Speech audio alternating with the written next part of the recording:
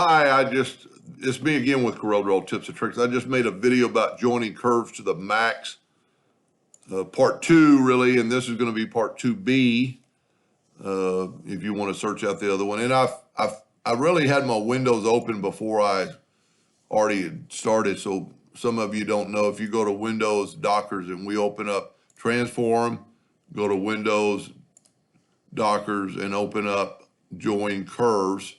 So we're going to take this thing I drew and we're going to double click on it and move the rotation. And I'm going to rotate it 30 degrees at 11 copies because we need 12, and there's that. Now, if you look, it's already almost joined perfectly. So let me back up here and change one a little bit to make it not quite as joinable.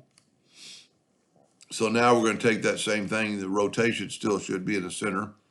So we have this gap, but we want to join that gap easily without going back and forth. So I'm going to take my circle out of the way now. We're just using it for reference.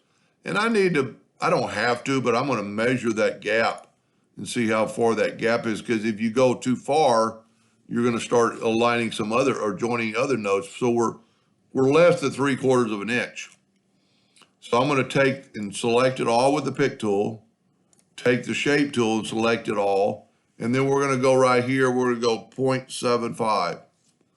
Width extended so it'll be flat. And look at that. It joined all those nodes.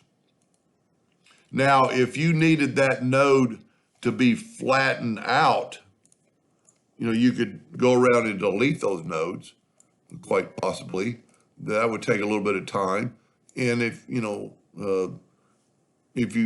like that. So let's back up here and do the same thing and maybe give a little bit of curve. So I'm going to select it all because that's what I did in the first video. I used Bezier curve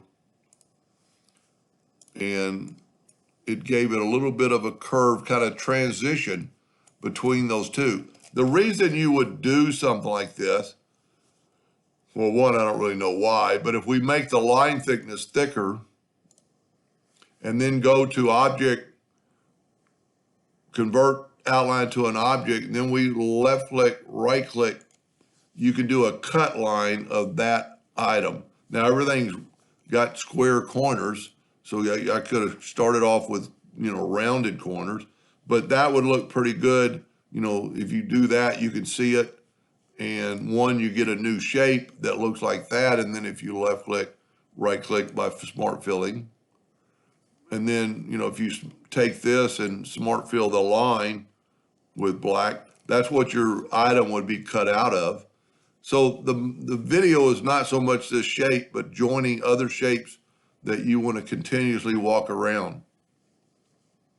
Anyway, I hope that helped a little bit. Thank you for watching.